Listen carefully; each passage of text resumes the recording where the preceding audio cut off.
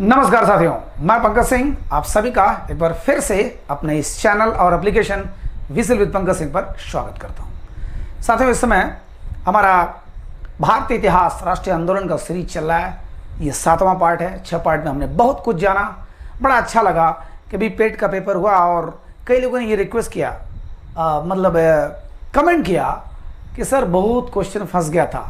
वो आपका लक है कि मैं पढ़ा रहा हूँ किसी और के लिए, फंस गया किसी और के लिए।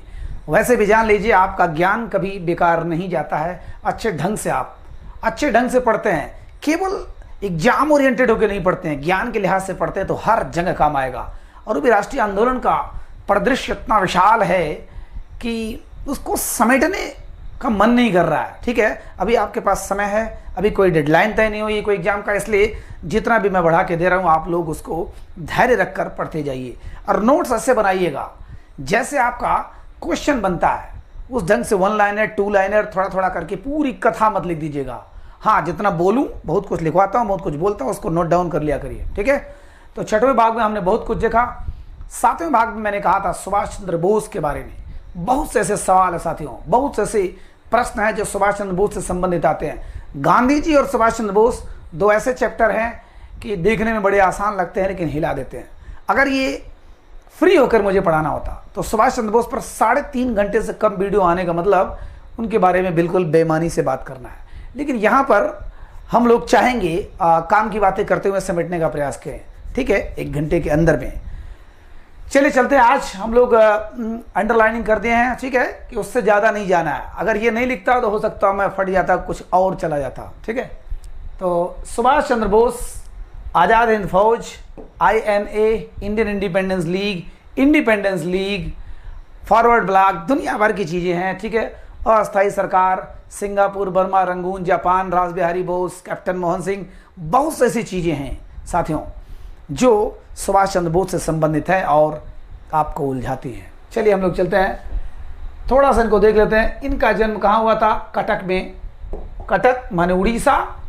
उड़ीसा में 23 जनवरी, है ना, 23 जनवरी 1897। ठीक है, 1897 में, जिस साल स्वामी विवेकानंद जी ने ये भाषण दिया था, जब उनसे लोगों ने पूछा कि आप इतने बड़े विद्वान हैं, आपके एक आह्वान पर युवा शक्ति इतनी मजबूती से खड़ी होती है कि चुटकी भर में अंग्रेजों का गला दबा के मार डालें, क्यों नहीं आप भड़काते हैं युवाओं को? तो उन्होंने कहा कि अभी नैतिक स्तर से, मानसिक स्तर से इतना मजबूत हमारा देश नहीं हुआ है कि अंग्रेजों के जाने के बाद थाम ले कोई।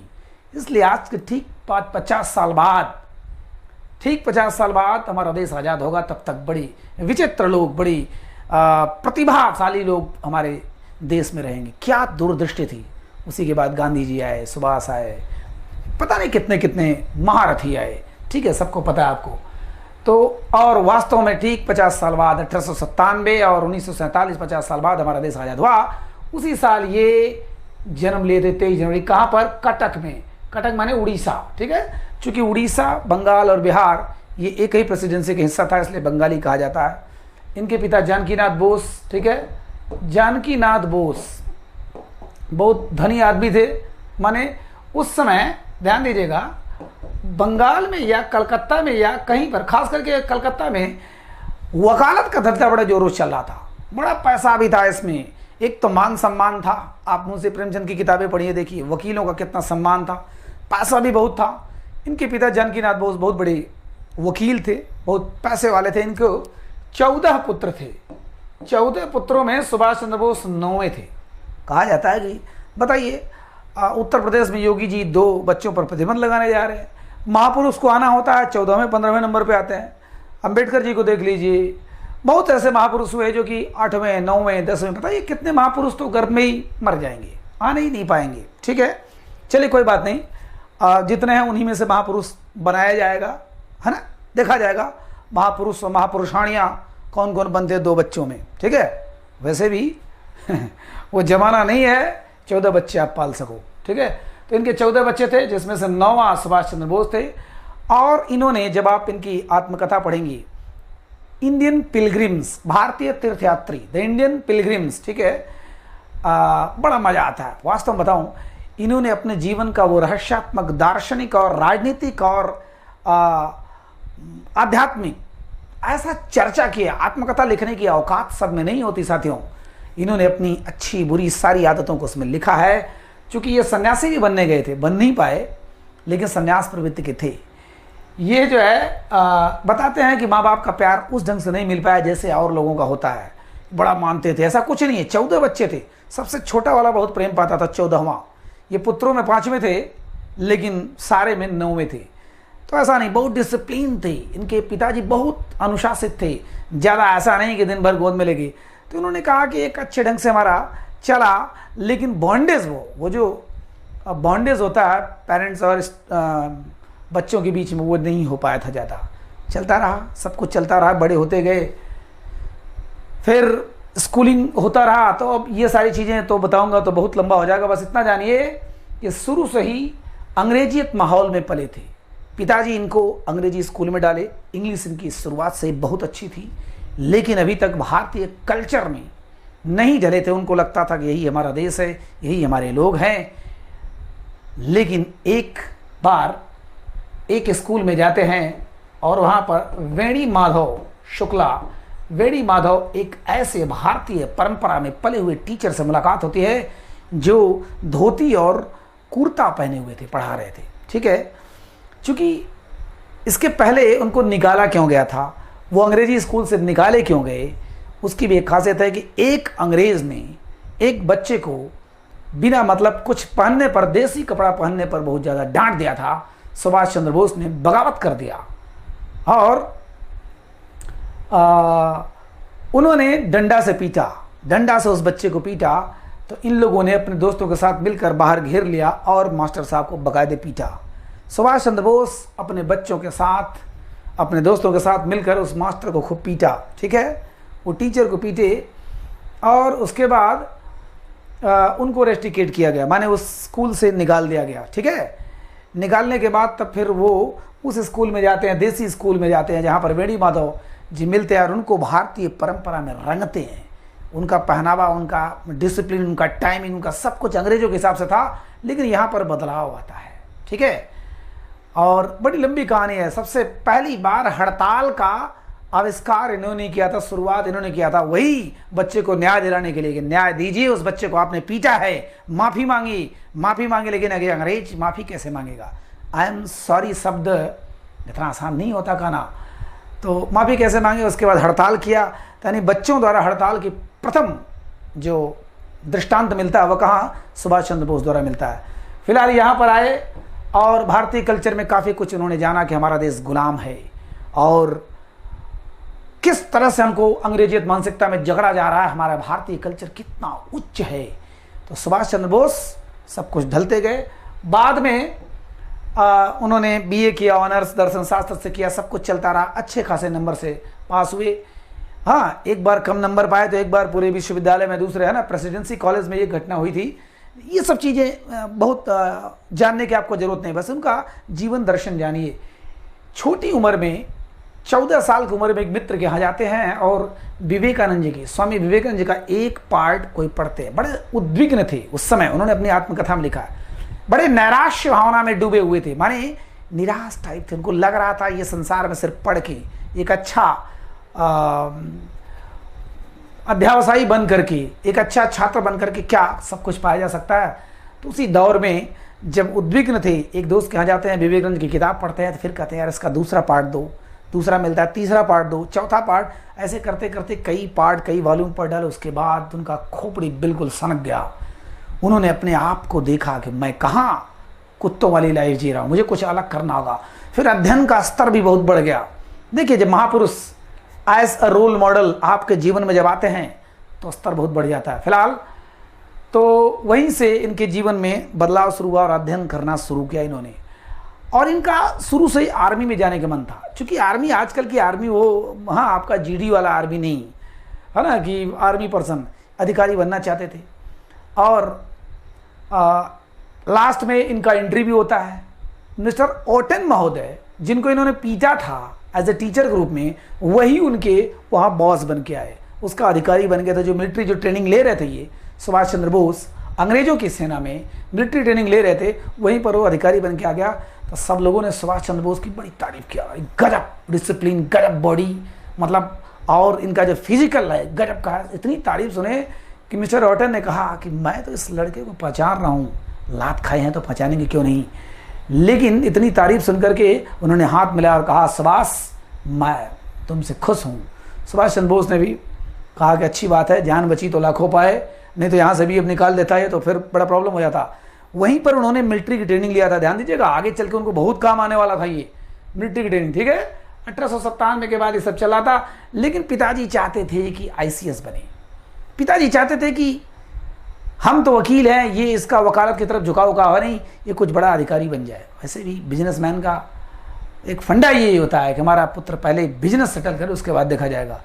माता जी भी कभी इच्छा था तो उन्होंने कहा कि ठीक है, पहले तो नहीं मन था कि अंग्रेजों की मैं गुलामी करूं, जाके ICS के पेपर देना होता है इंग्लैंड में जाकर, वो भी इनका लास्ट ईयर था, माने उम्र अंतिम था, ठीक है। जाते हैं इंग्लैंड में, बैठते हैं और पूरे भारत में चौथी रैंक पाते हैं, पूरे भारत में इनका चौथा स्थान आता है और ICS बन जाते हैं। कब? 1920 में, ठीक है।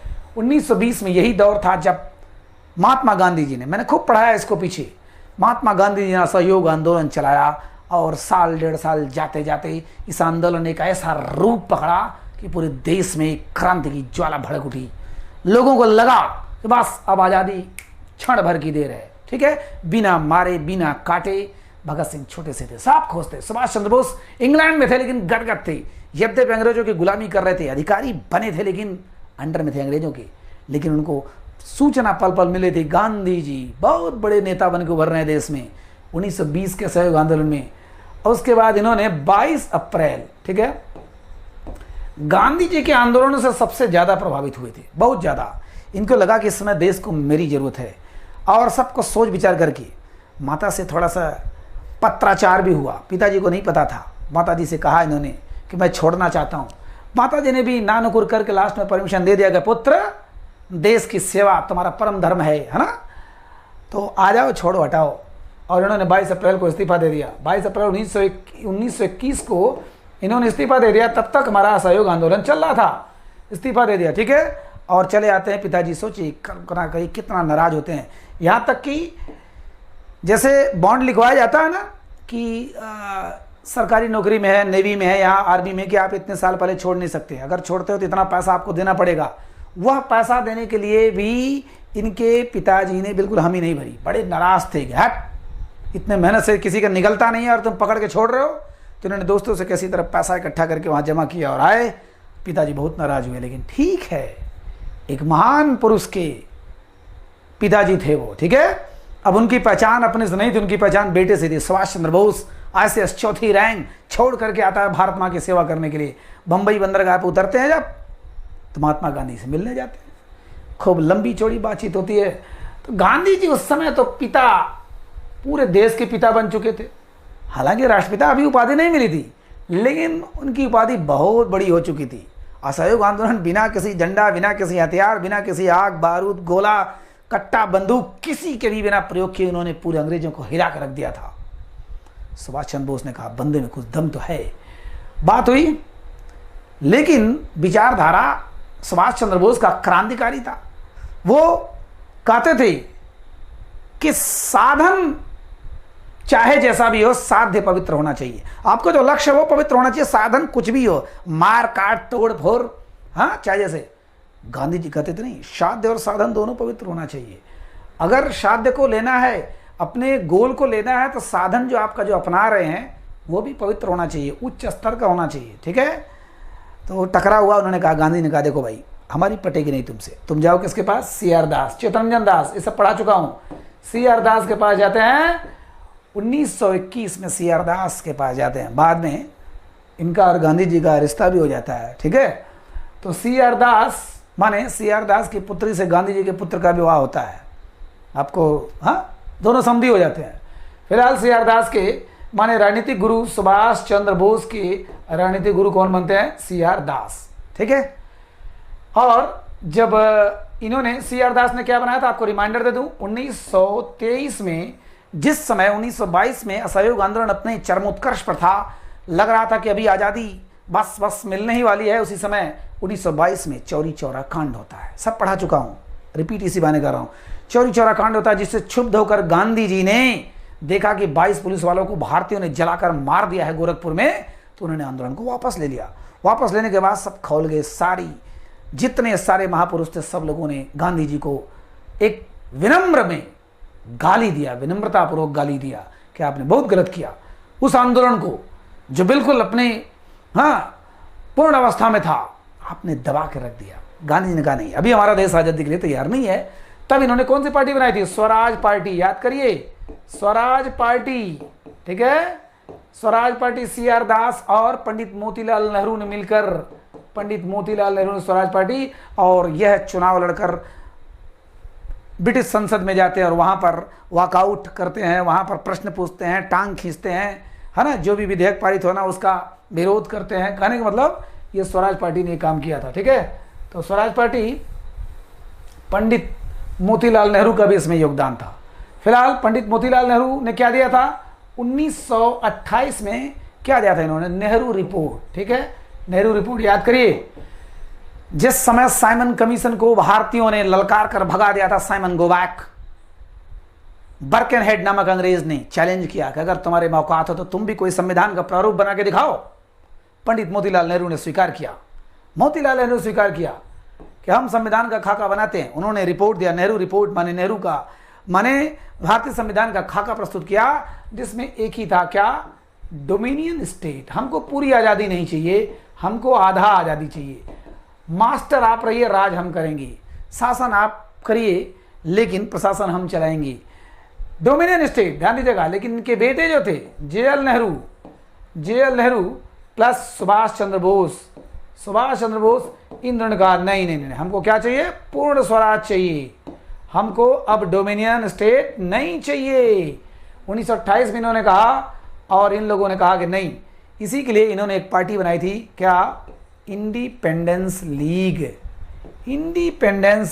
ठीक है। एक पार्टी बनाई थी इंडिपेंडेंस लीग। किसने? जवाहरलाल नेहरू और सुभाष चंद्र बोस ने मिल करके कहा कि नहीं, हमको आधा राज फाधा राज, अब डोमिनियन स्टेट नहीं चाहिए, बहुत हो गया अंग्रेजों का बदमाशी, अब हमको पूरी आज़ादी चाहिए, पूर्ण स्वराज चाहिए, ठीक है। उसके लिए इन्होंने इंडिपेंडेंस लीग बनाया था। यद्यपि गांधी ने समझाया थोड़े दिन रुक जाओ, नेहरू ने कहा ठीक है, हम 31 दिसंबर 1929 तक रुक जाते हैं। कुछ भी नहीं, कोई कार्रवाई हुई अंग्रेजों द्वारा, तो उन्होंने मैं सब पढ़ा चुका हूं इसको, लाहौर में रावी नदी के तट पर 1929 में, लाहौर में माने पाकिस्तान में, रावी नदी के तट पर झंडा फहराया और कहा कि हम आज से 30 दिन बाद यानी 26 जनवरी 1930 को पहली आज़ादी मनाएंगे। और उन्होंने मनाया पूर्ण स्वराज की मांग करते हुए। किसने? और इसमें बहुत बड़ा योगदान था किसका? हमारे सुभाष चंद्र बोस का। लेकिन पूरा कार्रवाई किसने किया था? नेहरू ने, ठीक है, क्योंकि लाहौर कांग्रेस के अध्यक्ष थे नेहरू। 1929 में कहाँ हुआ था? लाहौर में रावी नदी के तट पर, ठीक है। वहां पर इनकलाब जिंदाबाद के नारे लगाए गए और तिरंगा झंडा फहराया गया। तिरंगा माने उस समय का झंडा, ठीक है, असली तिरंगा तो बाद में आता है। फिलहाल पूर्ण स्वराज, चलिए पूर्ण स्वराज की बात हो गई, किसने लिया? नेहरू और सुभाष चंद्र बोस ने, ठीक है। अब आते हैं हम लोग फैजपुर। सबसे बड़ी बात कि 1937 में हमारा, देखिए ये भी सब पढ़ा चुका हूं, दोहरा रहा, जो पढ़े हैं उनके लिए तो बड़ा मजेदार होगा। 1935 में एक अधिनियम पारित किया गया था, 1935 का भारत शासन अधिनियम। उसके तहत प्रांतों को पहली बार, राज्यों को कहा गया कि तुम अपना चुनाव करो, अपना सब कुछ देखो। तो अपना चुनाव हुआ 37 में पहली बार, और 11 प्रदेश उस समय थे, जिसमें 8 प्रदेशों में केवल कांग्रेस की सरकार बनी, 5 में पूर्ण बहुमत मिला, 3 में मिलीजुली सरकार बनाई, 8 जगह पूर्ण बहुमत मिला। और इसने मुस्लिम लीग जैसी संस्था को, मुस्लिम लीग पिछले अध्याय में मैंने बताया था, मोहम्मद अली जिन्ना वाला, आगा खां वाला, रहमत अली वाला, ठीक है, सिकंदर हयात खान वाला, पिछले अध्याय जो आपने देखा होगा, यूट्यूब पर भी पड़ा है, जो आपने देखा होगा उसमें मैंने बताया था। तो मुस्लिम लीग को इन्होंने लगभग 4% वोट पर लपेट दिया, घसीट दिया, बर्बाद कर दिया। सोचिए 11 प्रदेश में मुस्लिम लीग का कहीं अता पता नहीं रहा, एक जगह थोड़ी मिलीजुली में थे, 8 जगह डायरेक्ट कांग्रेस की सरकार बनी, 3 जगह मिलीजुली, मुस्लिम लीग को खत्म कर दिया। 4% के वोट पाए हैं। और किसका योगदान था? सुभाष चंद्र बोस का, बहुत बड़ा योगदान था, ठीक है। सुभाष चंद्र बोस का। तो 1937 में, अच्छा एक और रिमाइंडर दे दूं, 1929 में, अरे 39 में ज्यों ही सेकेंड वर्ल्ड वार शुरू होता है, द्वितीय विश्व युद्ध शुरू होता है, बिना भारतीय राज्यों से पूछे, बिना कांग्रेस से पूछे अंग्रेजों ने हमारी सेना को झोंक दिया हिटलर के खिलाफ, जर्मनी और जापान के खिलाफ। तो जहां पर 8 राज्यों में कांग्रेस की सरकार थी, उन्होंने इस्तीफा दे दिया कि हमारी कोई औकात ही नहीं है, हम क्या करेंगे, 8 जगह हमारे मुख्यमंत्री, 8 जगह हमारा राज चला, लेकिन हमसे बिना पूछे आपने झोंक दिया, इस्तीफा दे दिया। और मुक्ति दिवस मनाया था किसने? अंबेडकर जी ने और मोहम्मद अली जिन्ना ने, कि चलो कांग्रेसियों से छुट्टी मिली, कम से कम इन्होंने मुक्ति दिवस मनाया था। ठीक है, तो ये सब पढ़ा चुका हूं। अब आता है फैजपुर। जी हाँ, फैजपुर 1937 में महाराष्ट्र का एक गांव है फैजपुर। ध्यान देना, सबसे पहला जहां किसी गांव में कांग्रेस का अधिवेशन हुआ था वो फैजपुर, और कहाँ? महाराष्ट्र। ठीक है, महाराष्ट्र का एक गांव है फैजपुर, और वहां पर इन्होंने जो जुटे हुए थे कांग्रेस का देखिए, एक ही वीडियो में पूरा मैं डाल दूंगा, एक ही वीडियो में 1-1.5 घंटे में पूरा सब कांग्रेस के जितने आपको बनने लायक है।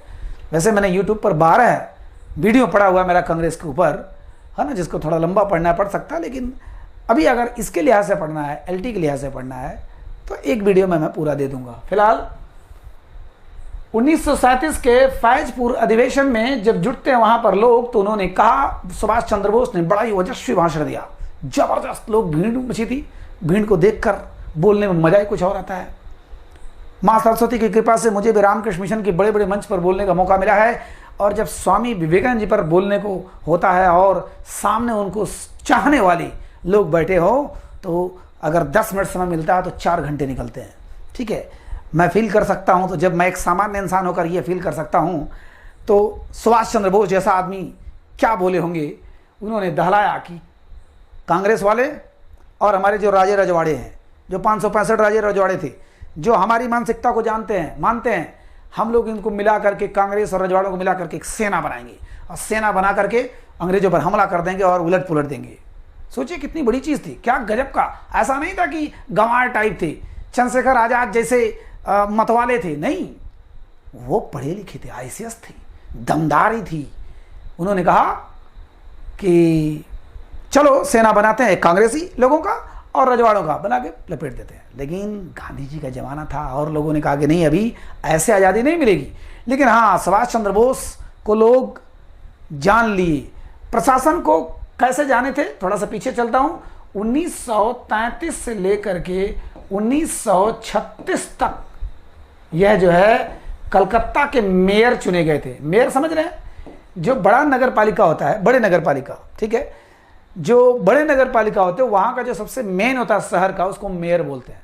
अब पहले तो बहुत ज़्यादा अधिकार था, अब तो सब ज़्यादातर डीएम एसपी सब कुछ देख रहे हैं, लेकिन फिर भी मेयर सबसे बड़ा होता है किसी भी महानगर का।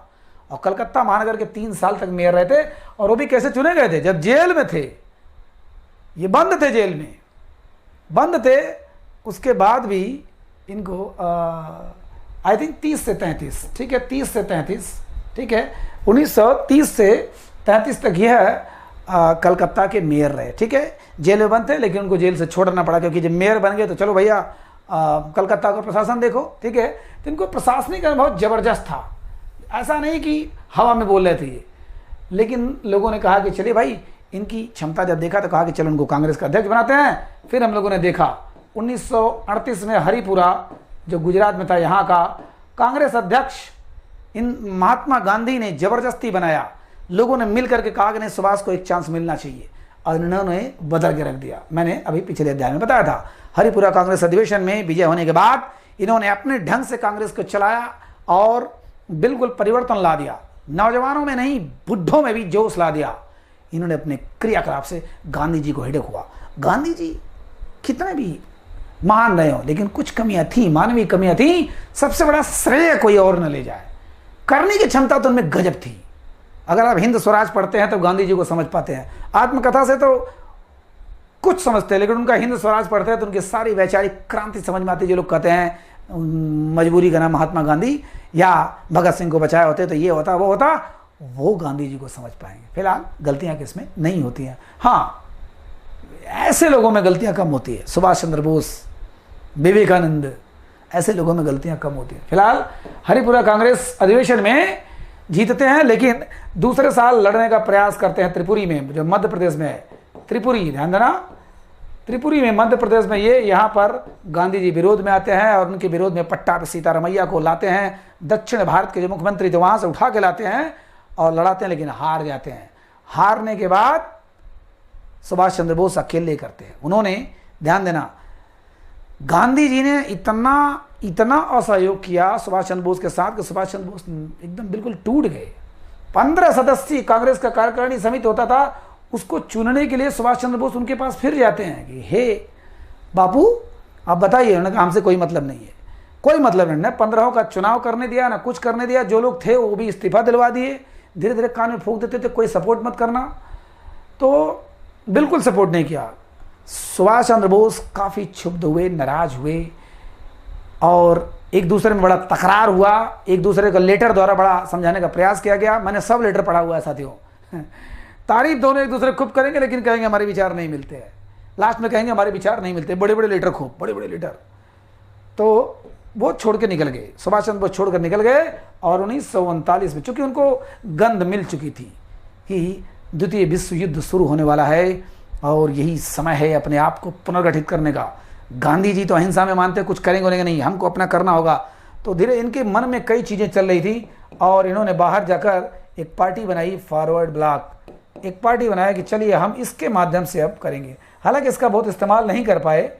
1939 में ही इनके साथ और दुर्घटनाएं शुरू हो गई, ठीक है। तो फॉरवर्ड ब्लॉक बनाया किसने? सुभाष चंद्र बोस ने 1939 में। और इनको 6 महीने के लिए, 6 महीने क्या, उनको 3 साल के लिए बहिष्कृत कर दिया गया कांग्रेस से। और बाद में इन्होंने अपने आप को हमेशा के लिए बहिष्कृत करवा लिया कि नहीं, मैं कांग्रेस का सदस्य कभी बनूंगा ही नहीं। गांधी जी ने 3 साल के लिए बहिष्कृत करवा दिया था। बड़ी अजीब बात है। सुभाष चंद्र बोस जैसा आदमी। अच्छा, सुभाष चंद्र बोस के इस्तीफा देने के बाद कौन बने थे? डॉक्टर राजेंद्र प्रसाद, ठीक है, ये खूब पेपर में आता रहता है, डॉक्टर राजेंद्र प्रसाद। ज्यों ही वो इस्तीफा दिए उसके बाद डॉक्टर राजेंद्र प्रसाद को बनाया गया। इसका मतलब समझ पा रहे हैं कि वल्लभ भाई पटेल और डॉक्टर राजेंद्र प्रसाद इतने महान हस्ती हमारे भारत के हैं, लेकिन सुभाष चंद्र बोस को बिल्कुल पसंद नहीं करते थे। चाहे उनकी राजनीतिक महत्वाकांक्षा रहा हो कि सुभाष चंद्र बोस जिंदा रहेंगे तो हम कुछ कर नहीं पाएंगे, या अगर ये सही सलामत रहेंगे तो बहुत कुछ कर जाएंगे, हमारी औकात बहुत छोटी हो जाएगी, चाहे जो भी कारण रहा हो। एक और कारण था वल्लभ भाई पटेल को, एक और कारण था जलने का कि सुभाष चंद्र बोस के एक दोस्त थे विट्ठल भाई पटेल, विट्ठल भाई पटेल, ठीक है। और ये बाहर रहते थे, यूरोप में रहते थे, ठीक है। तो जब सुभाष चंद्र बोस जब भागकर यूरोप में गए थे तो इनके ये दोस्त बन गए थे, मतलब दोस्ती खूब हो गई थी। यहाँ तक कि इनकी तबीयत खराब हुई तो बहुत सेवा किया सुभाष चंद्र बोस ने, लेकिन बच नहीं पाए। मरते मरते इन्होंने अपनी सारी संपत्ति सुभाष चंद्र बोस के नाम लिख दिया। अब खौल गए, वल्लभ भाई पटेल खौल गए कि ये क्या मतलब है, भाई मैं हूं और सुभाष चंद्र बोस को सारा संपत्ति जा रहा है। नहीं, उन्होंने केस कर दिया, खूब अदालती लड़ाई लड़ी, मुकदमा कर दिया, लास्ट में जीत गए। जीतने के बाद हालांकि कहा जाता है कि वो सारा पैसा जो हरिजन उत्थान के लिए जो गांधी जी कर रहे थे, हरिजनों के उत्थान के लिए जो पैसा खर्च कर रहे थे, उन सबको दान दे दिया। सुभाष चंद्र बोस से टकरा था और राजेंद्र प्रसाद को भी बिल्कुल कभी पसंद नहीं किया इन्होंने, पता नहीं क्यों आखिर में, ठीक है। चलिए, पता नहीं क्यों का उत्तर मेरे पास है, लेकिन आपको जानने की कोई ज़रूरत नहीं है, ठीक है। तो ये हो गया फैजपुर 1938, 1939 और फॉरवर्ड ब्लॉक। जी हाँ, अब चलते हैं थोड़ा सा आगे चलते हैं। हॉलवेल स्तंभ, आपने साथियों ब्लैक होल की घटना सुनी होगी, ठीक है। ब्लैक होल, ठीक, ब्लैक होल माने अगर जिन्होंने इतिहास को थोड़ा भी पढ़ा होगा तो ब्लैक होल घटना घटी होगी। मैंने पिछले अध्याय में एक जिक्र किया था नवाब सिराजुद्दौला। नवाब सिराजुद्दौला जिस प्रकार से कन्नौज के राजा जयचंद को गद्दार साबित करने के लिए सारे इतिहासकारों ने एक सुर में राग अलापा है, लेकिन कन्नौज वालों ने, उत्तर प्रदेश का एक जिला कन्नौज वालों ने चैलेंज किया है कि अगर हमारे जयचंद की बिटिया संयोगिता को पृथ्वीराज चौहान चुरा कर ले गए, छुड़ा कर ले गए, है ना, और डकैती करके ले गए, क्या एक बाप का फर्ज नहीं होता है कि पृथ्वीराज चौहान या हमारी बेटी का अपहरणकर्ता के खिलाफ हम युद्ध करें? बिल्कुल होता है। उन्होंने युद्ध किया, हो सकता है मोहम्मद गोरी की सहायता भी किया हो, लेकिन एक बाप बदला ले रहा था, इसका मतलब गद्दार नहीं हो गया। कन्नौज वाले तो कहते हैं आप साबित करो, हम कम से कम 20 करोड़ रुपए आपको देंगे जो साबित कर देगा कि जयचंद गद्दार था। तो एक बार लेबल लग जाता है तो लग जाता है ना। कैरेक्टर, जो चरित्रहीनता का एक बार लांछन लग गया, भले झूठे है, आप खुद कर डालो, नहीं हटने वाला है। ठीक है, तो नवाब सिराजुद्दौला के ऊपर एक गलत दाग लगा था। ये याद करिए, हमने क्या बताया था, 1757 का प्लासी का युद्ध। नवाब सिराजुद्दौला जो इनका जो सेनापति था मीर जाफर, उसने गद्दारी किया, और इधर रॉबर्ट क्लाइव माने अंग्रेजों का जो सेनापति था, उसने बड़े चालबाजी से मिला लिया था इनके सेनापति को, और वो खड़ा रह गया, युद्ध में किया नहीं और ये हार गए। प्लासी का युद्ध मैंने पढ़ाया था, 1757 में प्लासी का युद्ध और 1764 में बक्सर का युद्ध। इन्हीं दोनों युद्धों के बाद ही अंग्रेज का यहाँ पर पूर्ण राज हुआ था। ठीक है, शायद मैंने वो संविधान वाले चैप्टर में पढ़ाया था, प्लासी युद्ध। तो नवाब सिराजुद्दौला माने बंगाल का नवाब सिराजुद्दौला, इसने भी एक कांड किया था। किसके शब्दों में? हालवेल, एक अंग्रेज अधिकारी था हालवेल। इसने कहा कि उसी दौर में एक छोटी सी कोठरी में कई 100 अंग्रेजों को इसने बंद कर दिया, और उसी में सांस फूलकर ऑक्सीजन की कमी की वजह से एक दूसरे को नोच खाकर बहुत लोग मर गए, थोड़े से बचे थे, जिसमें हालवेल बचा हुआ था। हालवेल नामक अंग्रेज अधिकारी बचा हुआ था। इसको ब्लैक होल कहते हैं। ब्लैक होल माने वही जो उमस कर सांस घुटने से जिसकी मौत हो गई है ना। हालांकि ये सारी झूठी रिपोर्ट है, पता नहीं किसने कहा, केवल इसका हालवेल नामक एक अंग्रेज अधिकारी का माना जाता है, और इसको बड़ा सम्मान मिलता है अंग्रेजों में। ठीक है, और बंगाल में एक खंभा बना दिया उसी के नाम से, स्तंभ बना दिया उसी के नाम से, हालवेल स्तंभ। ध्यान दीजिएगा, ब्लैक होल घटना किससे संबंधित है? नवाब सिराजुद्दौला से। ठीक है, और 1757 वाली वही घटना है, ब्लैक होल। और हालवेल नामक अंग्रेज अधिकारी बच के आया था, उसने कहा कि नवाब सिराजुद्दौला, एक दाग लग गया, बहुत बड़ा दाग लग गया कि अंग्रेजों को घुट घुट कर मरने पर मजबूर कर दिया। सैकड़ों को ऐसे जगह डाल दिया जहां से जिंदा रहना मुश्किल था। पता नहीं कैसे आ गया, झूठ सच बोल के अपना सब बना दिया।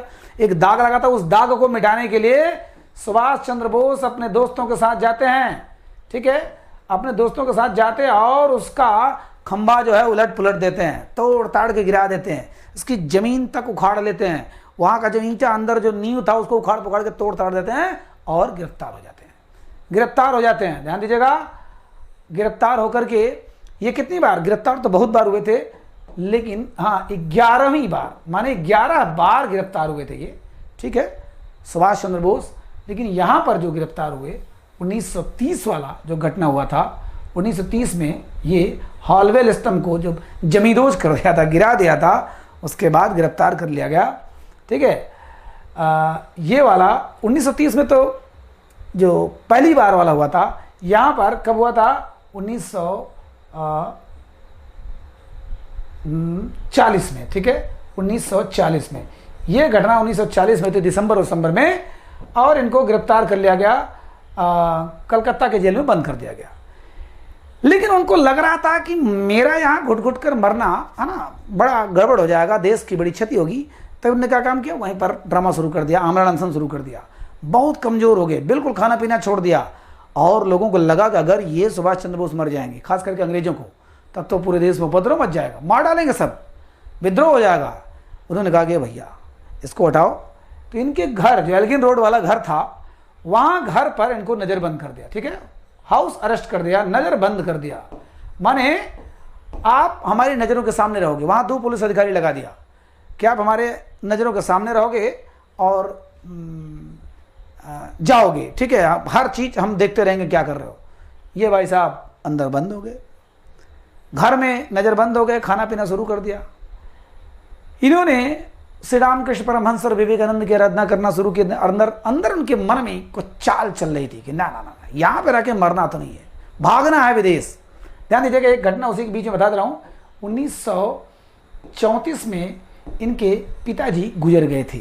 तब ये यूरोप में रहते थे, यूरोप में उस समय निवास कर रहे थे, और उनको पता था कि यहाँ पर, चूंकि फरार थे, वो कई बार जेल में जा चुके थे, वो फरार थे, यूरोप में रह रहे थे। तो हुआ कि लोगों ने कहा कि आप आओगे, चाल चल रहे अंग्रेज, और इतना चप्पा चप्पा पे बिछा दिया कि सुभाष चंद्र बोस अपने पिता के मुखाग्नि देने जरूर आएंगे, और आते हैं और गिरफ्तार भी हो जाते हैं।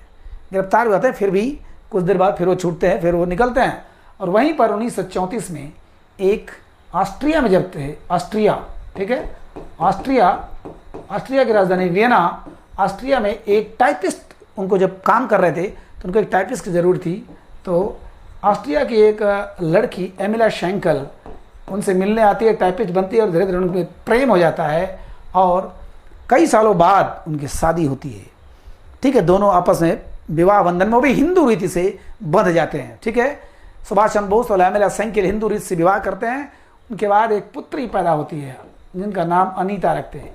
1 या 2 बार सुभाष चंद्र बोस को उसका मुखड़ा देखने को मौका मिला था। ठीक है, मुखड़ा देखने का, अनीता बोस, अनीता फाफ, और अभी साल 2 साल पहले तक वो जिंदा थी, जीवित थी, भारत में आई भी थी। ठीक है, लेकिन वही हाल कि सारे पार्टियां आती रहीं, सरकार बनती रही, लेकिन आज उस लड़की को अपने बाप के देश में, जहां पर देवता नहीं, देवता से बढ़कर इज्जत मिलनी चाहिए, वहां पर आज तक ये साबित नहीं कर पाई कोई सरकार कि मरे कैसे, उनकी मौत कैसे हुई। अनीता फाफ आती हैं, जाती हैं, लेकिन उनको हमारे भारत ने नहीं अपनाया। अभी ये सरकार आई थी तो लगा था कि बहुत कुछ होगा, लेकिन सब सरकारें आती हैं और जाती हैं। ठीक है, फिलहाल अनीता बोस अभी भी, मेरे ख्याल से अभी भी, ये जर्मनी में प्रोफेसर थी, तो अभी भी शायद जिंदा है। ठीक है, तो यूरोप में, हाँ, फिलहाल ये 40 में नज़रबंद हो गए। ठीक है, 1940 में नज़रबंद हो गए, और वहाँ करते क्या थे, ये ध्यान आराधना करते थे, साधना करते थे। चूँकि सब लोग जानते थे कि ये सन्यासी बनने भी एक बार गए थे, नहीं बन पाए थे, माने इनके मन में वैसे भी आध्यात्मिक विचारधारा बहुत ज़्यादा थी। विवेकानंद को वैसे भी इतना ज़्यादा पढ़े थे, गड़बड़ाते थे। जब सन्यासी बनने गए थे उसके बाद आगे किसी वजह से तो माँ इनको कले से चिपका के कई घंटे तक रोई थी और जाने नहीं दे रही थी। ठीक है, चूँकि पिताजी तो गुजर चुके थे, लेकिन माताजी थीं, तो उन्होंने कहा कि ठीक है, माताजी को कुछ बताऊंगा नहीं, लेकिन इनके मन में कुछ सवाल चल रहे थे, कुछ चाल चल रहे थे ये। ठीक है, तो इन्होंने क्या काम किया कि 2 जो पुलिस अधिकारी थे उनके सामने सब दिखावटी का सब कुछ होता था, सब कुछ, है ना। फिर धीरे धीरे रोज़ चेकअप होता था, जितना लेटर जाता था सब चेक करते थे, सब कुछ उनका, है ना, चेक होता था कि देखें कुछ बात तो नहीं हो रही है। लेकिन जिसको जो करना है कुछ कर नहीं पाओगे, है ना, रोक नहीं पाओगे। उनका भतीजा था, सुभाष चंद्र बोस के एक भतीजे थे शिशिर कुमार घोष, वो धीरे धीरे कुछ खरीदारी कर रहे थे, कोई अटैची खरीदे, कपड़ा खरीदे, है ना, चप्पल खरीदे। हालांकि कई चीज़ें बदल दिया उन्होंने। सुभाष चंद्र बोस ने कहा कि मुझे रास्ते में बहुत लंबा सफ़र करना पड़ सकता है, इसलिए ऐसी चीज़ें करो जो मुझे आरामदायक हो। फिलहाल घर में बैठे थे, एक दिन उन्होंने पर्दे के पीछे खाना ऐसे रोज जाता था, अपनी जो भतीजी थी उनसे उन्होंने बता दिया था। भतीजी और भतीजा जानता था, ठीक है, जानते थे, तो उन्होंने बताया और अंदर कर दिया, और अपने मतलब कि वहीं पर जा रहा है खाना, और भतीजी रोज चिल्लाती थी, और दादा आपने खा लिया, दादा आपने खा लिया, इधर करके लेके जाना, आपने में ही खा के और फिर निकल लेना। आपने शायद वो मूवी देखी होगी साथियों, अगर आपके पास टाइम है जरूर देखिएगा, सैम बेनेगल की फिल्म है बोस द फॉरगॉटन हीरो, उसमें भी कुछ चीज़ें दिखाया है अच्छे ढंग से, पिक्टोरियल इफेक्ट होता है, बहुत बढ़िया पड़ता है। फिलहाल वहाँ से अपने शिशिर कुमार घोष भतीजे के साथ लेकर निकलते हैं। निकलने के बाद पीछे गाड़ी खड़ी थी, कार खड़ी थी, 2 कार थी, एक बड़ी थी एक छोटी थी, लेकिन बड़ी वाले को छोड़ के छोटी वाले को लेकर के धीरे धीरे पहले दिल्ली आते हैं। दिल्ली से, है ना, कालका मेल से वो पकड़ते हैं ट्रेन और पेशावर पहुंच जाते हैं। कहाँ पहुंचते हैं, अब ध्यान लीजिए, कलकत्ता से पहले दिल्ली आके ट्रेन बदलते हैं, और यहाँ से पेशावर माने पाकिस्तान, ठीक है, पेशावर, जैसे मान लीजिए ये हमारा भारत, ये पाकिस्तान, ठीक है, तो ये पेशावर, तो यहाँ पर दिल्ली देखिए, यहाँ पर है, दिल्ली से अब कलकत्ता यहाँ पर था, तो कलकत्ता से दिल्ली गए, दिल्ली से पेशावर पहुँच गए, ठीक है। अब पेशावर में कौन, अकबर खान मिले इनको। अकबर खान, ध्यान दीजिएगा, 2 नाम हमेशा आता है सुभाष चंद्र बोस के 2 सहयोगियों में। अच्छा, किस नाम से गए थे, पहली बात, इन्होंने जियाउद्दीन नामक पठान का वेश धरा था, जियाउद्दीन, ठीक है, वेरी वेरी इंपॉर्टेंट, जियाउद्दीन नामक पठान का वेश, और वो भी कैसे पठान, LIC के एजेंट बन के, चूँकि नकली पासपोर्ट बनाना था, LIC के एजेंट चप्पे चप्पे पर जासूस तैनात थी, हर जगह वहाँ देख रहे थे, पुलिस भी लगी हुई थी और उनको उनके घर में कुछ पता नहीं चला था क्या हो रहा है। अब वो निकलते हैं, पेशावर आते हैं, जियाउद्दीन नामक LIC एजेंट बन के आते हैं। वहाँ पर अकबर खान नामक उनको पेशावर में रिसीव करते हैं और फिर यहाँ से जो ये देखिए ये पाकिस्तान है और ये अफ़गानिस्तान है। तो अफ़गानिस्तान काबुल में जाना था, जहाँ आज लफड़ा चल रहा है। काबुल, तालिबान ने काबुल पर कब्जा कर लिया है ना। आज आपने इधर 2-4 दिन की खबर है। तो काबुल जाना चाहते थे। अब देखिए इधर से निकल रहे हैं, यूरोप में जाना चाह रहे हैं एशिया से होते हुए, कलकत्ता से दिल्ली, दिल्ली से पेशावर, पेशावर जो यहाँ से गूंगे बहरे बन गए। गूंगे बहरे बन के एक आदमी थे भगत राम तलवार, ठीक है, भगत राम तलवार, जिस फिल्म की मैं बात कर रहा हूँ याद आ गया मुझे, उसमें राजपाल यादव ने इसका रोल किया है, बहुत ही गजब है ना, लाल सलाम। तो भगत राम तलवार ने इनको कहाँ पहुँचाया, काबुल पहुँचाया। और बीच में कितने कष्ट हुए, कितना जासूसों से कैसे कैसे नाटक करते हुए, गूंगे बहरे का रोल करते हुए एक महापुरुष, एक छोटे से गांव में एक संगठन बनाना कितना कठिन होता है। लेकिन ये अभी तक किसी को पता नहीं है, ध्यान दीजिएगा, अभी तक भारत में किसी को नहीं पता है। सुभाष चंद्र बोस फुर्र हो गए हैं, निकल लिए। कल्पना करो काबुल के पहाड़ी इलाकों में कितना पैदल चलना पड़ा था, कितना धूल छानना पड़ा था। ऐसे ही नहीं कोई महापुरुष बन जाता है, ठीक है। सुभाष चंद्र बोस पेशावर है, पेशावर से कहाँ गए, काबुल, ठीक है, पेशावर से काबुल गए। अब काबुल से यहाँ पर ओरलैंडो नामक इटालियन, ध्यान देना, ओरलैंडो नामक इटालियन पासपोर्ट, ये ओरलैंडो नामक इटालियन पासपोर्ट। देखिए कुछ लोग कहते हैं कि सर आप छोटा बड़ा लिखते हैं, मैं बोलता तो हूँ ना, लिखना तो केवल आपका टाइम बचाना चाहता हूँ, नहीं मेरी भी राइटिंग खराब नहीं है, ठीक है। तो ओरलैंडो नामक इटालियन पासपोर्ट पर ये निकल के कहाँ, रसिया। अब मैं अगर इधर कहूँ तो रूस इधर है, ठीक है, रूस में निकल गए, ठीक। तो कहाँ निकले, पहले कलकत्ता से पेशावर, फिर क्या है, पेशावर से काबुल आ गए, ठीक है, पेशावर से काबुल आ गए, काबुल से निकल गए रूस में। उस समय तक रूस किसका साथी था, हिटलर का। रूस हिटलर का साथी था, माने ध्यान दीजिएगा, इसको मैं मिटा रहा हूं, आप लिखते जाइएगा।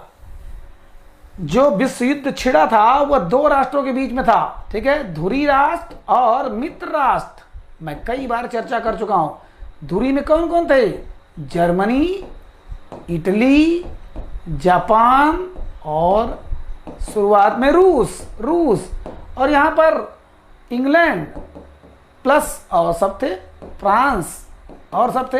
अमेरिका भी शामिल नहीं हुआ था।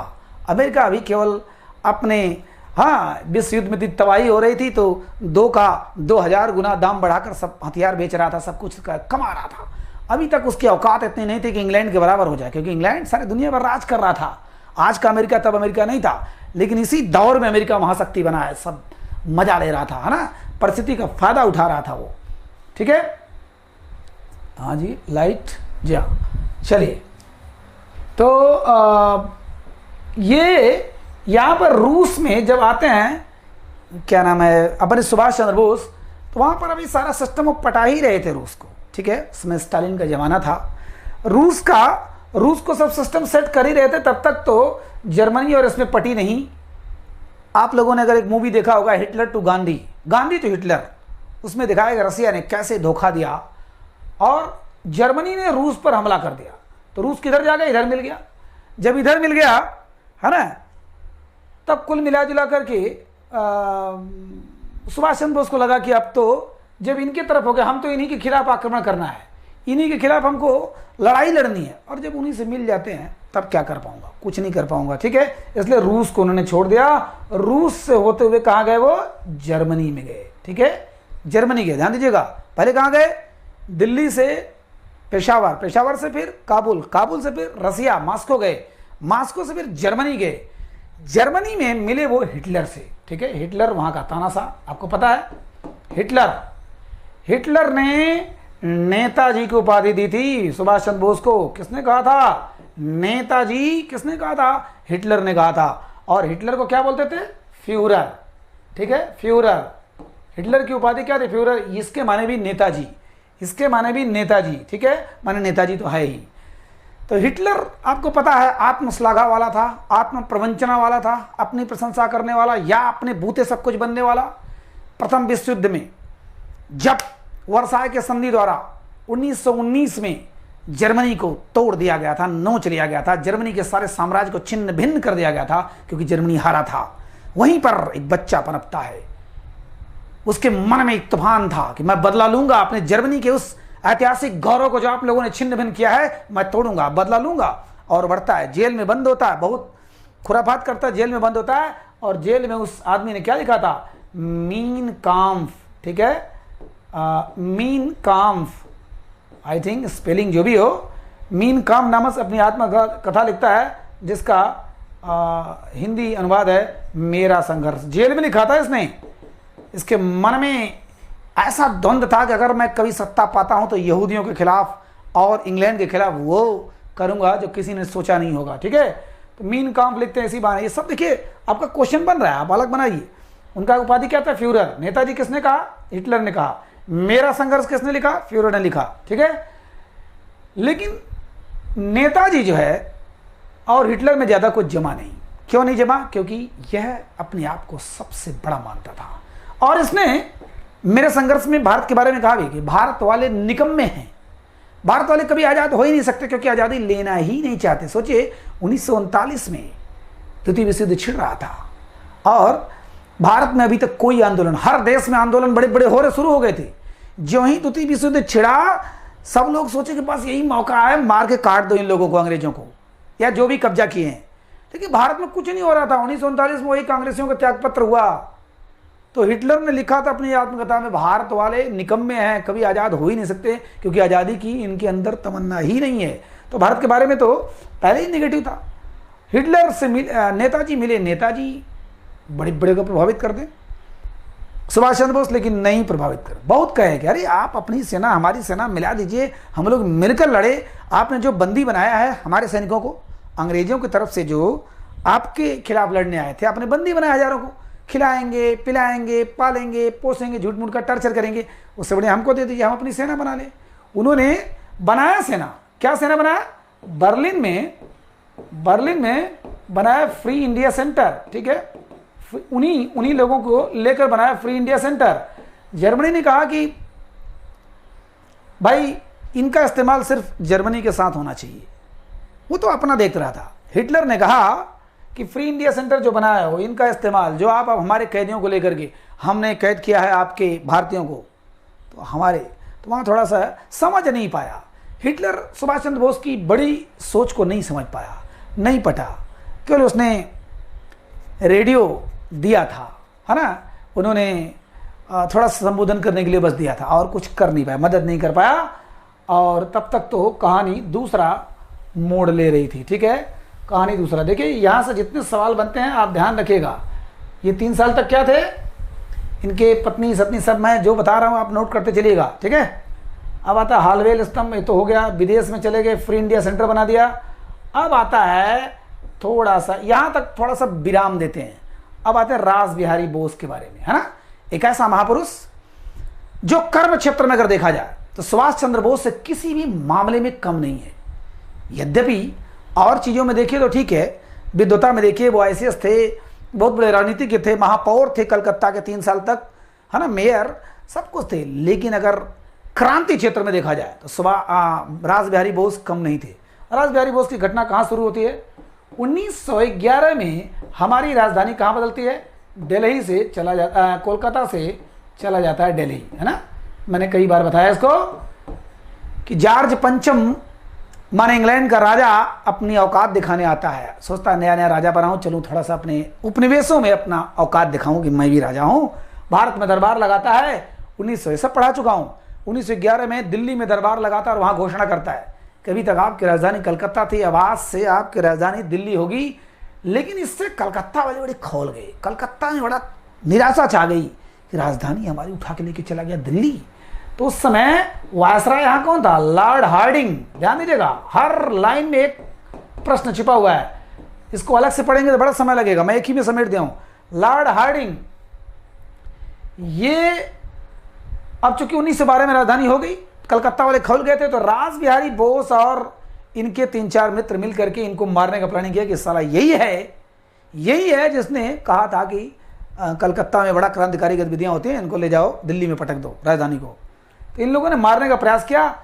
ये हाथी पर अपनी पत्नी के साथ बैठकर जा रहा था, जुलूस निकल रहा था बड़े खुशी में कि दिल्ली राजधानी बन रही है ना, दिल्ली में ही, ध्यान दीजिएगा, दिल्ली में ही, कलकत्ता में नहीं, दिल्ली में ही मारने का प्लान किया। और दिल्ली में हाथी गुजर रही थी, उस पर दोनों बैठे हुए थे, माहौल में बैठा हुआ था और इनके मित्र जाते हैं साड़ी पहन करके बम फेंकते हैं हाथी पर, लेकिन माहौल उड़ जाता है, बट ये बच जाता है, लॉर्ड हार्डिंग बच जाता है। पर धरपकड़ शुरू होती है, उनके काफ़ी दोस्त पकड़े जाते हैं, कुछ मारे जाते हैं, बट रास बिहारी बोस ये कहाँ मिलने वाली, ये निकल लिए कहाँ, जापान निकल लिए, टोक्यो में, जापान में निकल लिए। ठीक है, क्यों? क्योंकि जापान तो अंग्रेजों का विरोधी था, वो हिटलर का साथी था, तो ऐसी जगह तलाश होना था जापान। जापान में गए जब, तो इनको वहाँ की नागरिकता तो मिली नहीं थी, नागरिकता थी नहीं, गिरफ्तार हो जाते ये। तो वहाँ के जो लौह पुरुष थे, जैसे हमारे लौह पुरुष वल्लभ भाई पटेल, तो वहाँ के लौह पुरुष थे, उनके पास जाते हैं, कहते हैं कि हमारी कुछ मदद करिए, हम तो आए हैं जापान में, भारत से भाग करके आए हैं, हमको मदद करिए। तो वो ले जाते हैं, एक व्यापारी से मिलाते हैं, अपने चेले व्यापारी से मिलाते हैं, एक बहुत बड़े होटल का व्यवसायी से मिलाते हैं और उसकी लड़की से शादी करवा देते हैं। शादी के बाद अपने आप वहाँ की नागरिकता मिल जाती है। और वहाँ पर उन्होंने मिल करके, उस अपने ससुर के साथ मिल करके इंडियन करी नामक एक ऐसा व्यंजन बनाते हैं कि जो जापान और इंडिया की क्वालिटी को मिक्स करके ये बनता, आज भी वहाँ मिलता है। जापान में आज भी इंडियन करी नाम से मिलता है, रास बिहारी बोस का नाम वहाँ पर छपा हुआ है। ठीक है, तो उनको जापान की नागरिकता मिल जाती है, वहीं पर रहने लगते हैं और जापान में सब बदमाशी शुरू कर देते हैं। ठीक है, जापान में इन्होंने टोक्यो में एक संस्था बनाई, क्या एक संस्था बनाई थी, Indian independence league, very very important. ठीक है, वहां सुभाष चंद्र बोस ने दोनों ने मिलकर क्या बनाया था, इंडिपेंडेंस लीग। यहां पर इंडियन इंडिपेंडेंस लीग, ठीक है, भारतीय आजादी लीग। ठीक है, तो इंडियन इंडिपेंडेंस लीग कब बनाया, ये 1942 में बनाया। ध्यान दीजिएगा, भाग कर कब आए थे, 1912 में भाग के आए थे, बहुत समय हो गया, रहते रहते वहां शादी बाल बच्चे सब हो गए। और उसके बाद इंडियन इंडिपेंडेंस लीग बना कब, 1942। क्यों? क्योंकि अब द्वितीय विश्व युद्ध छिड़ गया था, अब तो जापान को जीत रहा था, हिटलर जीत रहा था, अभी तो इंग्लैंड हार रहे थे, अभी तो मर रहे थे, तभी तो क्रिप्स मिशन आ रहा है, ये आ रहा है, वो आ रहा है भारतीयों को पटाने के लिए। कहने का मतलब लॉर्ड हार्डिंग को मारने का प्रयास किया, बच गया, जाके जापान आया, जापान में नागरिकता पाने के लिए एक व्यवसायी से शादी कर लिया और वहाँ पर सेटल हो गए। उसके बाद द्वितीय विश्व युद्ध छिड़ा, तब इन्होंने यहाँ पर इंडियन इंडिपेंडेंस लीग बनाया, भारतीय आज़ादी के लिए एक संगठन बनाया कि हम भी कुछ ऐसा करें जो भारत को आज़ाद दिला सके, खास करके जापानियों की मदद करें, है ना। जापानी लोग इंग्लैंड के खिलाफ हैं, लड़ रहे हैं, इंग्लैंड के खिलाफ है, ये सारा चीज़ चल रहा था। ठीक है, इसकी 2 बैठक हुई, ध्यान देना, जो इंडियन इंडिपेंडेंस लीग की 2 बैठक हुई। पहली बैठक हुई टोक्यो में, मार्च 1942 में टोक्यो में हुई। ठीक है, मार्च 1942 में, और ये जून 1942 में थाईलैंड में यानी बैंकॉक में हुआ। ठीक है, थाईलैंड की राजधानी बैंकॉक। अब आज मैप नहीं कर पाया हूँ मैं, दिमाग से उतर गया, नहीं तो आपको बढ़िया समझाता कहाँ है टोक्यो, कहाँ है थाईलैंड। ठीक है, थोड़ा सा आपको हिंट दे दे रहा हूँ।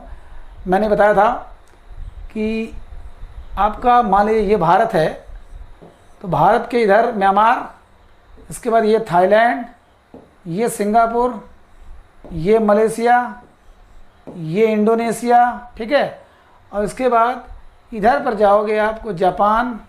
ठीक है, तो थाईलैंड ये है, जापान ये है। ठीक है,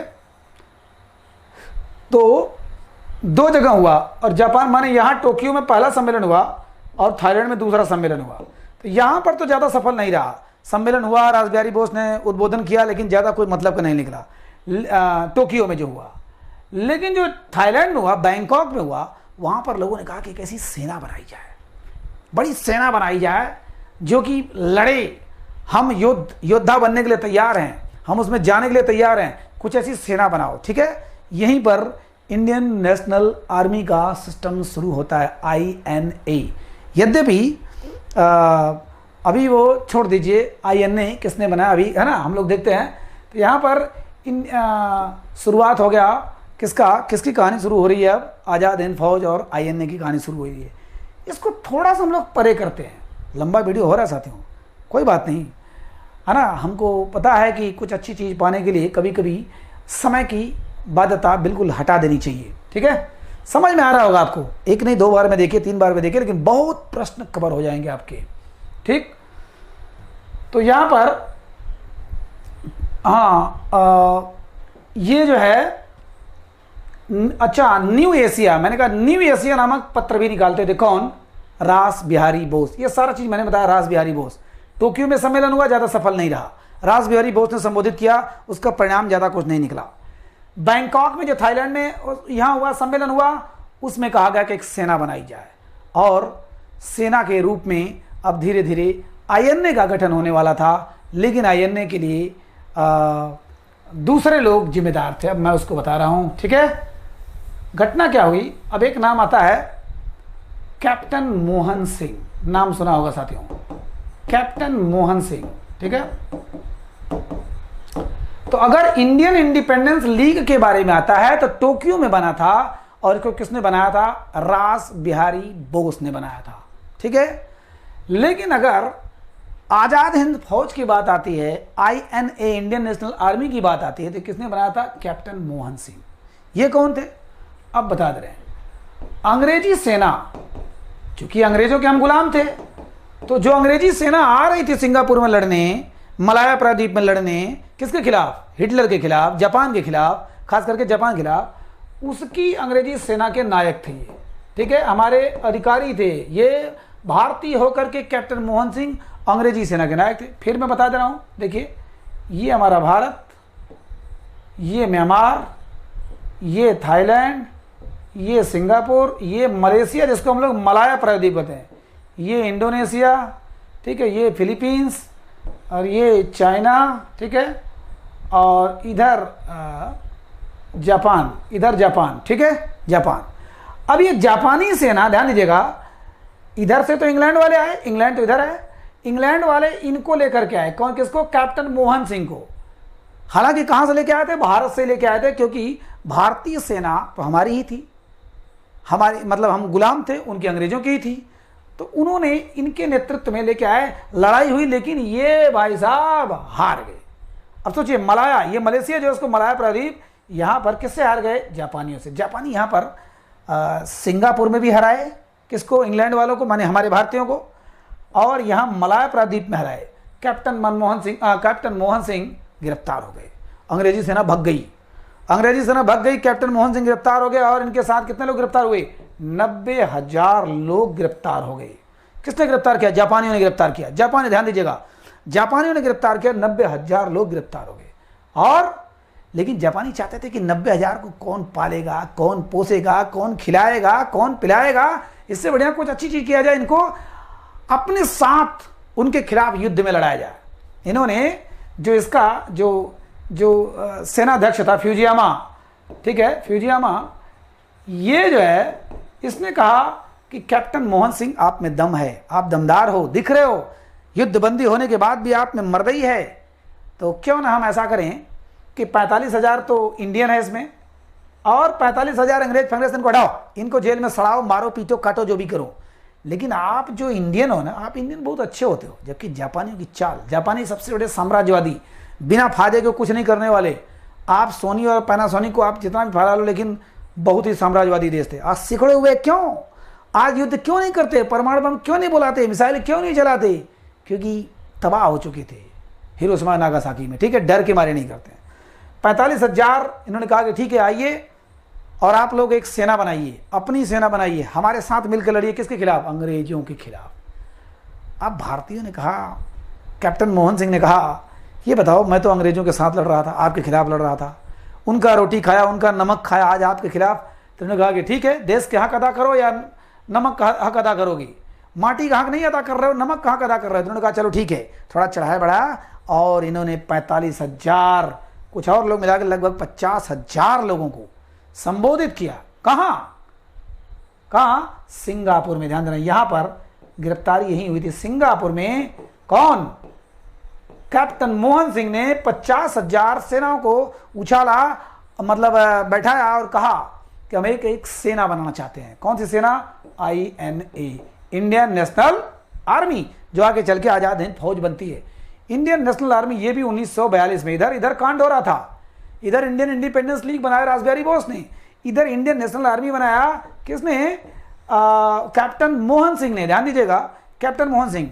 अगर एक और पॉइंट देखा जाए तो आज़ाद हिंद फौज के नाम से 1941 में ये संगठन बना चुके थे, लेकिन उसको छोड़िए, आप कंफ्यूज हो जाएंगे। इससे बढ़िया INA इंडियन नेशनल आर्मी बनाया 1942 में। उसी 45,000 लोगों में से 16,000 लोगों ने टोपियां उछाली। टोपियां उछालने की, यस हम बिल्कुल राजी हैं। अभी 4-6 साल पहले उन टोपी उछालों में कुछ लोग बुढ़े होकर मरे। उनका इंटरव्यू देखने से पता चलता है कि नहीं, वो बिल्कुल उछल पड़े थे। अरे वाह, हम तो सोचे जापानियों के हाथों मारे जाएंगे, कब्जा हो गया, हमको टॉर्चर करेंगी, लेकिन अब फिर से युद्ध करेंगी। उन्होंने हमारी मातृभूमि को कलंकित किया है, हम उनके खिलाफ युद्ध लड़ेंगी और जमकर लड़ेंगी। तो कैप्टन मोहन सिंह ने क्या बना दिया, इंडियन नेशनल आर्मी INA। ठीक है, लेकिन प्रॉब्लम क्या हो गया कि INA का प्रयोग ये अपने हिसाब से करना चाहते थे। जापानी बोले ना ना ना ना ना ना, जापानियों के साथ रखो। और सबसे बड़ी चीज कि जापानी इतने चालू थे, वो चाहते थे कि आगे वाले में इंडियन आर्मी रहे, पीछे हम रहे, मरना हो तो इनको मरना हो। कई ऐसी बातें थी जिससे कैप्टन मोहन सिंह और जापानी फ्यूजियामा या जापानी सेना में मतभेद हो गया। मतभेद होने का मतलब कि दोनों में मनमुटाव हो गया। फिर से उन लोगों ने कैप्टन मोहन सिंह को गिरफ्तार करके अंदर कर दिया जेल में। जब अंदर हो गए, अब वह हलल है। अब INA को कौन देखेगा भाई, INA इंडियन नेशनल आर्मी को कौन देखेगा। अब बुलाया गया भैया, रासबिहारी बोस को बुलाओ जापान से। ठीक है, जापान से रासबिहारी बोस को बुलाओ। रासबिहारी बोस को जापान से बुलाया गया। जापान से आते हैं ये और इसका चार्ज बढ़िया से संभालते हैं। उन्होंने INA का चार्ज ले लिया। ठीक है, INA माने अब धीरे धीरे वो जान लो आज़ाद हिंद फौज हो गया, या ये कहिए कि चलिए अभी INA उसका नाम लीजिए। INA को संभाल लिया और अच्छे ढंग से संभाला। ठीक है, अच्छे ढंग से संभाला। और INA को सब कुछ चला रहे थे, बड़े अच्छे ढंग से चला रहे थे रासबिहारी बोस। लेकिन प्रॉब्लम ये थी कि जिस साल जन्म हुआ था कांग्रेस का 1885 में, उसी साल इनका भी जन्म हुआ था। अब 85 उधर हो गया, 42-43 इधर हो गया, तो 43 और उधर 15, 58-59 साल के हो गए, बूढ़े हो गए थे।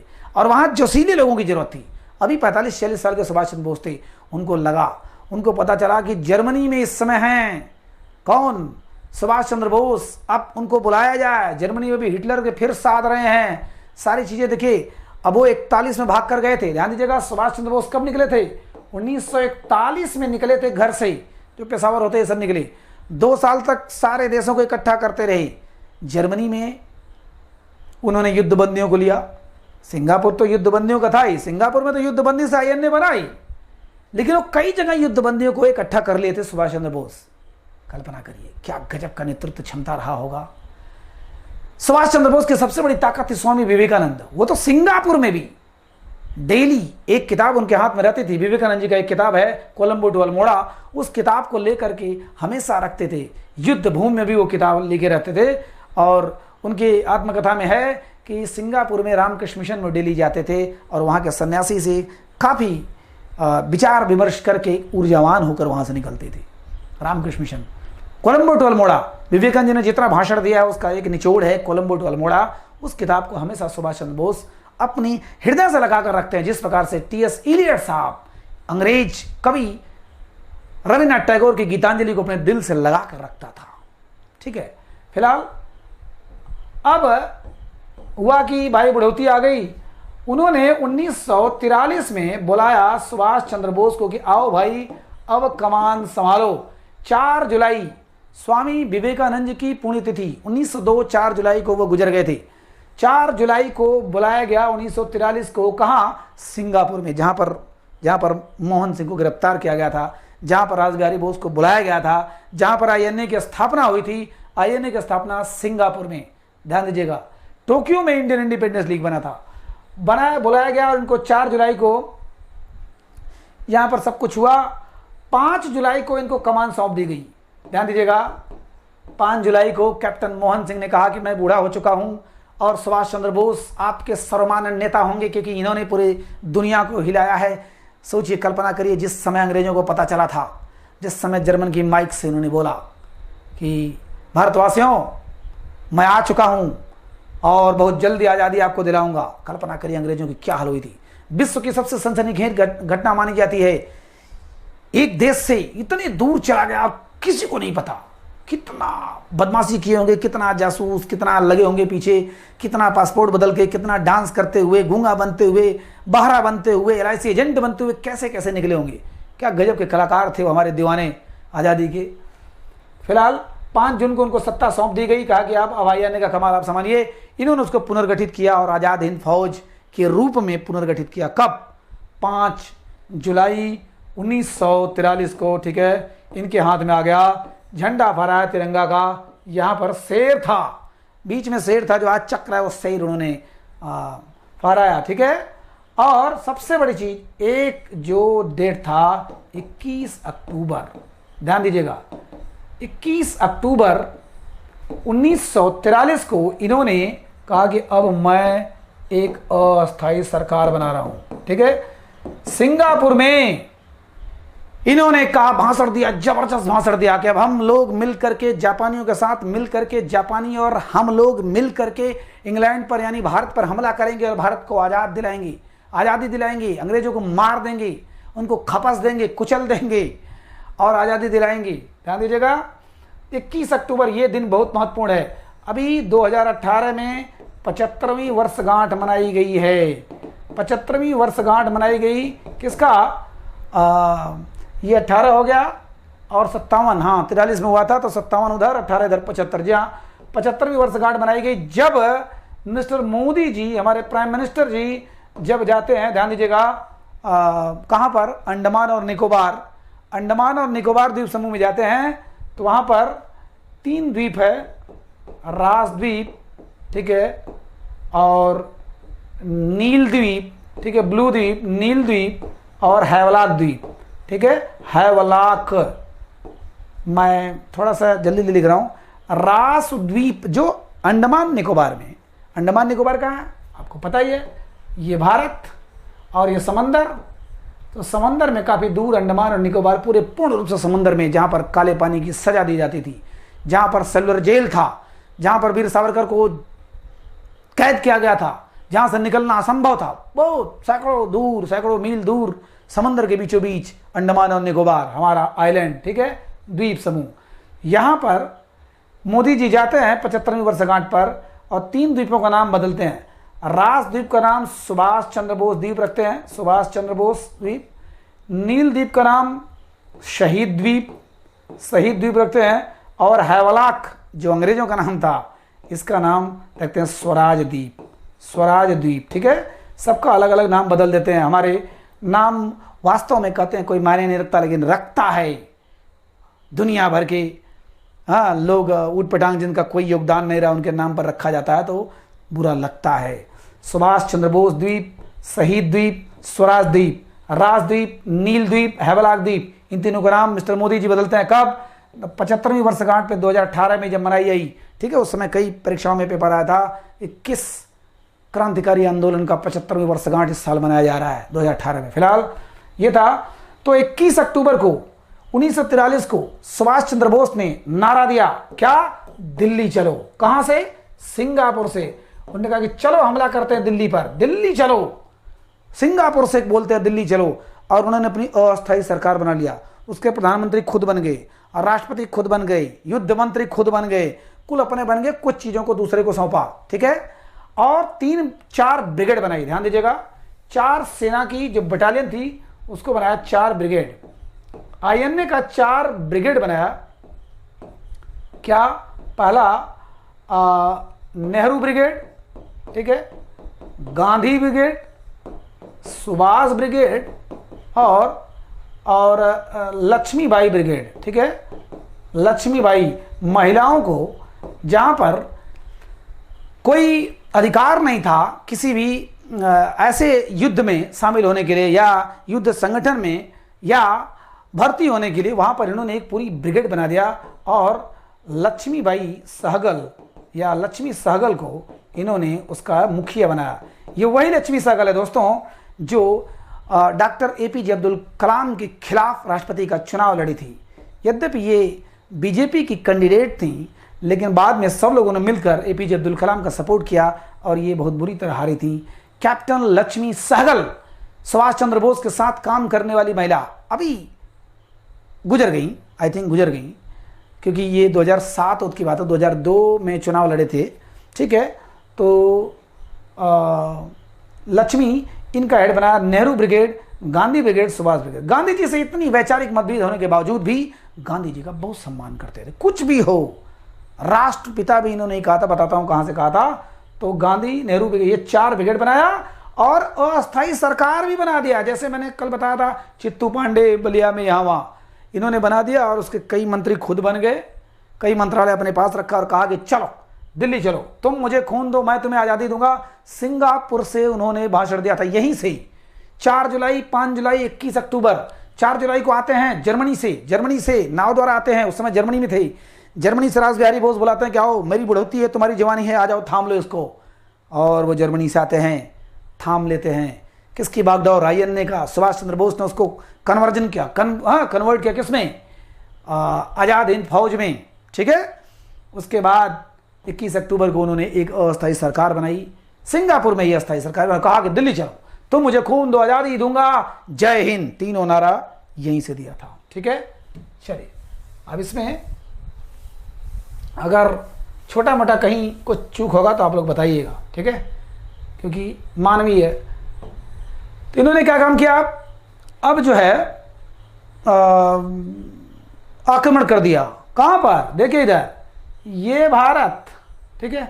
भारत का अगर नक्शा बनाऊं तो अब वही है कि समय लग जाता खाली, ठीक है, नहीं तो नक्शा कोई खराब नहीं बनेगा, ठीक है।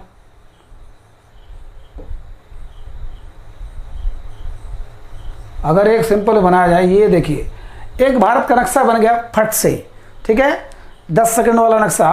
तो ये देखिए, पूर्वोत्तर भारत 7 बहनें हैं, ठीक है। ये क्या है? ये अरुणाचल प्रदेश, असम, मेघालय, ठीक है, त्रिपुरा, मिजोरम, नागालैंड, मणिपुर, ठीक है। हाँ, मणिपुर, नागालैंड, असम, अरुणाचल प्रदेश, असम, मेघालय, त्रिपुरा, मिजोरम, मणिपुर, नागालैंड। तो नागालैंड ये है, ठीक है। और यहां पर हमारा देश सटा हुआ है म्यांमार। सबसे पहले म्यांमार माने पहला क्या नाम था इसका? बर्मा। और बर्मा की राजधानी कहां थी? रंगून, ठीक है। ये ध्यान दीजिएगा कि जो आजाद हिंद फौज था, इसका मुख्यालय जो हेडक्वार्टर 2 जगह बनाया गया था, एक सिंगापुर में और दूसरा रंगून में, हेडक्वार्टर, ठीक है। पेपर में कई बार आ चुका है। आजाद हिंद फौज का मुख्यालय कहां था? जल्दी कोई नहीं बता पाता है, पता नहीं क्यों, छोटी सी चीज को लोग ध्यान नहीं देते हैं। तो मुख्यालय कहां बनाया गया? रंगून, बर्मा, आज का म्यांमार। आंग सांग सुकी वहां के जो सबसे बड़ी नेता है ना, तो रंगून में इन्होंने बनाया और यहीं पर हमला किया। और यहां पर किसके साथ मिलकर के? जापानियों के साथ मिलकर के, जापानियों के साथ मिलकर के। जापानी इतने चालू थे कि युद्ध के समय आज भी हमेशा भारतीयों को आगे करते थे। भारतीय बहुत मरते चले जा रहे थे, भारतीय कम। ये लोग तो बहुत कम भारतीय रखना चाहते थे, जिससे अधिकार हमारा हो, ज़्यादातर जीत अगर हो तो हमारा नाम हो। लेकिन सुभाष चंद्र बोस और लोगों ने मिलकर के, नहीं, भारतीय भी रहेंगे। 50,000 भारतीय थे हमारे 50,000 लोग थे, लेकिन मरते जा रहे थे। और जापानी इतने बदमाश थे कि यहाँ करने के बाद मणिपुर में झंडा लहराया, मणिपुर में झंडा गाड़ दिया, ठीक है। इस मणिपुर में नागालैंड, कोहिमा पर कब्जा करने, मणिपुर में लेकिन एक चीज हुआ था, बहुत अत्याचार किया जापानियों ने, खाद्य रसद सब स्कूल नहीं दिया हमारे भारतीयों को, है ना, बहुत बड़ा बवाल हुआ था। और इसमें मैं हल्के में बता दे रहा हूँ कि जापानियों ने बड़ा गद्दारी किया था, ठीक है। उनसे ऐसे अमानुषिक कार्य करवाए भारतीयों से, भारतीय सेनाओं से, जो कि नहीं करना चाहिए था। लेकिन भारतीय लोग जीत के लालच में और सुभाष चंद्र बोस के कैप्टनसी में वो सब कुछ करते गए। और वहाँ तो कई लोग ऐसे फंस गए थे जंगल में, जिसको सांप ने काट लिया, मर गए। कुछ लोग तो बारिश इतनी ज़्यादा हो गई, बारिश में मर गए। बहुत भयानक ढंग से भारतीय लोग मरे, ठीक है। हालांकि वो बाद में मरे, मैं बता रहा हूँ कैसे। तो यहाँ तो कब्जा कर ही लिया, बर्मा पे कब्जा कर लिया, रंगून को उसको बना ही दिया, ये मणिपुर पर भी कब्जा कर लिया। नागालैंड, कोहिमा में थोड़ी बवाल हो गई। नागालैंड में हमारी सेना हार गई अंग्रेजों से, ध्यान देना।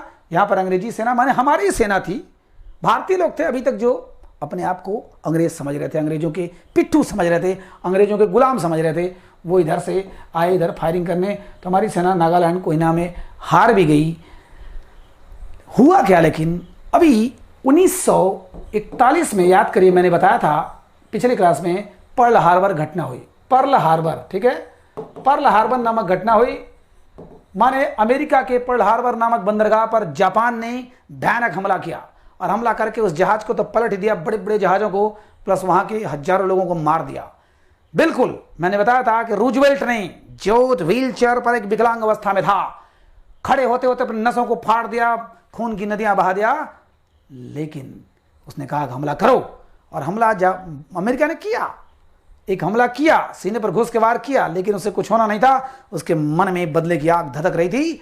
और 1945, याद करो, 6 अगस्त और 9 अगस्त, 6 अगस्त को एक बम गिरा लिटिल बॉय नाम से, 9 अगस्त को एक बम गिरा फैट मैन नाम से।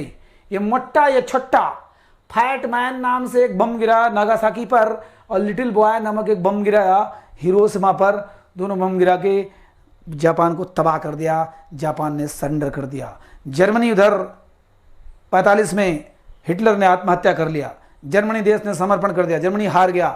जर्मनी भी हार गया। जर्मनी हारने का मतलब समझ रहे हो, इटली ने भी धोखा दिया था, जर्मनी के साथ सबने धोखा दिया था, हार गया। जापान ने समर्पण। अब जापानी लोग यहाँ कर रहे हैं भैया हम नहीं रुकेंगे, चलो भागो, हमारा देश हार गया, समर्पण। हम लोग अब हाथ उठाते हैं, और ये गिरफ्तार हो गए, समर्पण कर दिए। समर्पण करके इनके सामने हो गए, इंग्लैंड के सामने झुक गए। हमारी सेना भी जब कमजोर पड़ गई, बारिश वारिश भी बहुत हो गई, बहुत मारे गए, बहुत लोग मर गए, कुछ जो बची खुची थे यहाँ गिरफ्तार हो गए, गिरफ्तार हो गए, पकड़े गए, अंग्रेज लोग पकड़ लिए। सुभाष चंद्र बोस कहाँ थे उस समय? रंगून में। यहां से ध्यान दीजिएगा, इसके पहले एक छोटी सी घटना हुई, ये 45 की बात मैं कर रहा हूं, लेकिन 44 में इन्होंने यहीं से किसको बोला था? राष्ट्रपिता महात्मा गांधी को बोला था कि हे मेरे राष्ट्रपिता, मैं और मेरी सेना आ रही है, आप हमारी विजय के लिए शुभकामना दीजिए। हम लोग आज़ादी के लिए लड़ने आ रहे हैं, अपने बूते देश को आज़ादी देने आ रहे हैं, कृपया हमको आशीर्वाद दीजिए। इन्होंने सबसे पहली बार राष्ट्रपिता कहा था, कहाँ से? रंगून के रेडियो से कहा था 1944 में। लेकिन यहाँ पर हाँ, जब इनकी सेना आगे जाती है तो इधर तो जीती थी, मणिपुर भी भले गद्दारी हुआ, भले बदतमीजी किया इन लोगों ने हमारे सैनिकों के साथ, लेकिन जीता, झंडा फहराया। नागालैंड में हार गए, फिर उसके बाद जापानी सेना लौट के चली गई, हम पकड़े गए। हाँ ठीक है, सुभाष चंद्र बोस निकल लिए कहाँ? सिंगापुर। सीधे कहाँ निकल लिए? सिंगापुर निकल लिए। इन्होंने कहा ओ, और किसने मंगवाया? जापानियों ने या सब लोगों ने मिलकर के कि सुभाष चंद्र बोस को निकालो, नहीं गड़बड़ हो जाएगा। सिंगापुर निकल ली। ध्यान दीजिएगा, अभी मैंने बताया था यहाँ पर सिंगापुर, यहाँ पर जापान। अब उधर आजाद हिंद फौज के सैनिक पकड़े गए, उनके ऊपर मुकदमा चला गया। याद करिए 3 लोग, कर्नल ढिल्लन, कर्नल शाहनवाज नहीं, कर्नल नहीं तो मेजर थे, 3 लोगों पर, है ना, तीसरा नाम भूल गया। कर्नल ढिल्लन, मेजर शाहनवाज और कर्नल, आज एक और नाम भूल गया, चलो कोई बात हाँ आप लोग को नाम याद होगा, मुझे पता है। ये आज से नहीं मेरी प्रॉब्लम है, बचपन से प्रॉब्लम है। इन तीनों का नाम कभी मैं साथ में ले ही नहीं पाया, ठीक है। कर्नल ढिल्लन, कर्नल शाहनवाज और colonel major Shahnawaz, colonel Dhillon और एक और है, चलिए छोड़िए। इनके ऊपर मुकदमा चलाया गया, लाल किले में मुकदमा चला और इनको फांसी की सजा दी गई कि साले लोग, तुमको हमने रोटी दिया, हमने नमक दिया, हमने कपड़ा, खाने को, रहने को स्थान दिया, जगह दिया, तुमको आर्मी में भर्ती किया, तुम हमारे खिलाफ लड़ लिए। मुकदमा चलाया गया और फांसी की सजा दी गई। पूरा देश खौल गया। मुस्लिम लीग न चाहते हुए भी वो भी सपोर्ट में आ गई, कांग्रेस सपोर्ट में आ गई कि नहीं। उस समय देश चाहता था कि इन तीनों को फांसी से हटाया जाए। तो तीनों को लड़ा कौन? भूला भाई देसाई। भूला भाई देसाई लड़े, जवाहरलाल नेहरू लड़े, तेज बहादुर सप्रू लड़े, बहुत बड़े वकील थे तेज बहादुर सप्रू। भूला भाई देसाई बहुत बड़े वकील थे, और काटजू, कैन काटजू, ये चारों जो वकील थे, इन्होंने जम के लड़ा ना। भूला भाई देसाई, जवाहरलाल नेहरू, तेज बहादुर सप्रू और काटजू, है ना, एक काटजू और इस समय भी हैं, बड़े गजब के जज हैं, ठीक है। तो ये चारों ने मिल करके लड़ाई लड़ा और लास्ट में झुकी सरकार और उनको माफ करना पड़ा। किसको? तीनों को, ठीक है।